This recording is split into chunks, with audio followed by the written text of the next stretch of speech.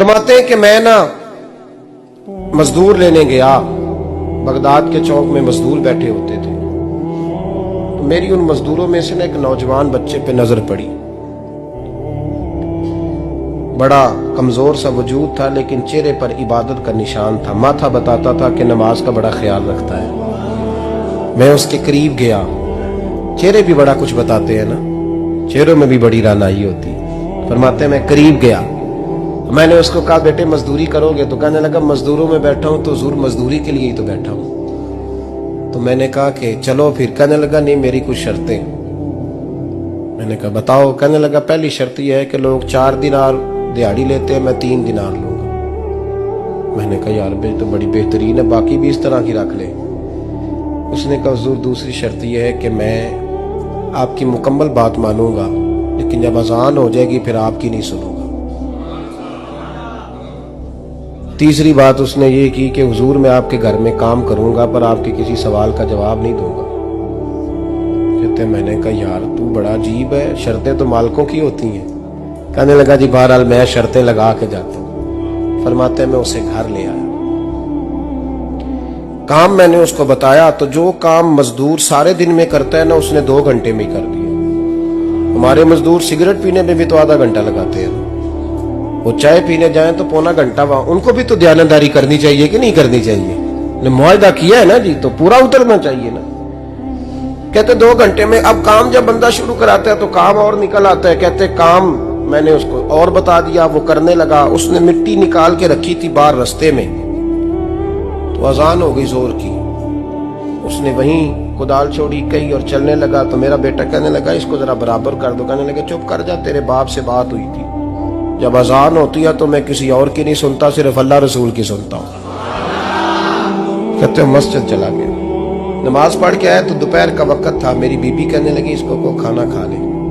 कहते हमने कहा खाना खा लो, तो कहने लगा मैंने रोजा रखा, रमजान भी नहीं था, नफली रोजा रखा हुआ। फरमाते हैं शाम हुई, मैंने 3 दिनार दिए। तो मैंने कहा तेरा नाम क्या है? कहने लगा मैंने आपसे कहा था मैं किसी सवाल का जवाब नहीं दूंगा। तो वो चला गया। अगले दिन मैं फिर लेने गया उसे, काम कुछ और निकल आए। तो लोगों ने बताया वो सिर्फ हफ्ते वाले दिन आता है।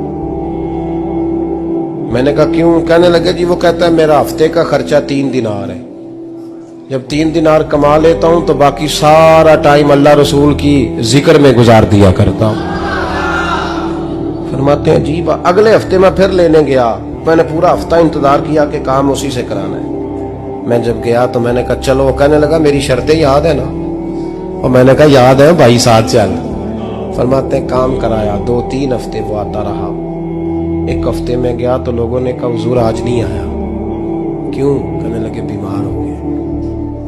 कहाँ घर है? कहने लगे बगदाद के कब्रिस्तान के पीछे जो कच्ची आबादी है उसमें रहता है। फरमाते मैं गया, दरवाजे पे दस्तक दी तो कहने लगा हुजूर आप हैं?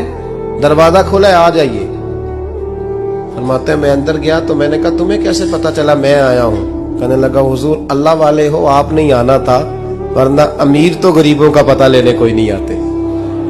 कहते मैं करीब गया तो कहने लगा मैं आपका इंतजार कर रहा था, तेज बुखार है, तप रहा। जेब से कुछ पैसे निकाले, कहने लगा ये पैसे रखने। एक अंगूठी निकाली, कहने लगा हुजूर आज रात को मेरा इंतकाल हो जाएगा, इन पैसों का कफन खरीद के सुबह जनाजा पढ़ के मुझे दफन कर देना, और जब दफन करो तो ये अंगूठी लेके असर के बाद हारून रशीद के पास जाना। आप उसे कहना मैंने मिलना है, पर वो आपको टाइम नहीं देगा। आप उसको आवाज दीजिएगा कि तेरी एक अमानत है मेरे पास।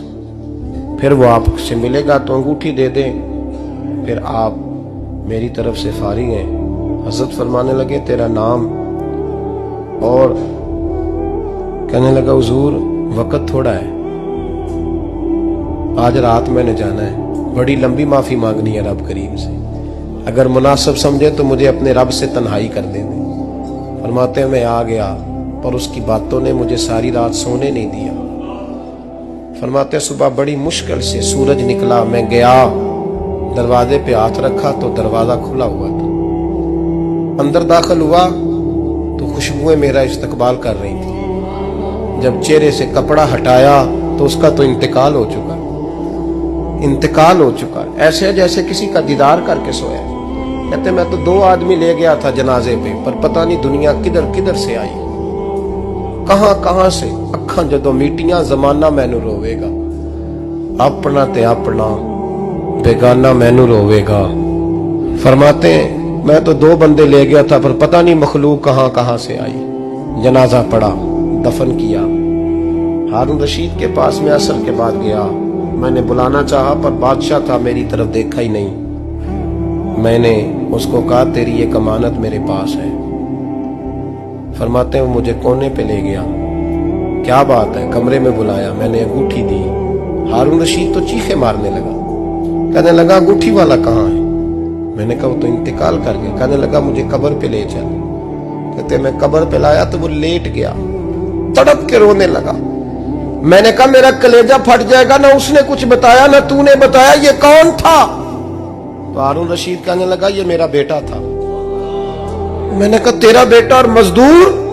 कहने लगा हुजूर ये हजरत दाऊद ताई के पास बैठा करता था, उनका मुरीद था, मुझे रोज कहता था अब्बा तूने बड़ी दुनिया इकट्ठी कर ली है, मरते वक्त तुझसे टांगे समेटी नहीं जाएंगी, इतना हिसाब नहीं तू दे सकेगा। मैं इसको समझा देता, इसकी अम्मा समझा देती। ये रोज हमें कहता छोड़ दो, आ जाओ अल्लाह रसूल की बारगाह में झुक जाएं। हम समझ। एक दिन ये चला गया, कहने लगा फिर तुम्हारा रास्ता और है और मेरा रास्ता और है। ये सोने की अंगूठी गलती से इसके पास रह गई, गलती से हीरे की अंगूठी चली गई। कहने लगा देखो मेरे बेटे ने आज वो भी वापस कर दी है। फिर तड़प के कहने लगा हारून रशीद था तो ये मेरा बेटा, पर मेरा मुर्शद निकला, मेरा पीर निकला। भाई जिंदगी तो बड़ी थोड़ी है ना। बाबा साहब ने कहा था उठ फरीदा सुत्या, और दाढ़ी आ गया पूर, अग्गा नेड़े आ गया, पिछा रह गया दूर। उठ फरीदा सुत्या, खलकत वेखन जा,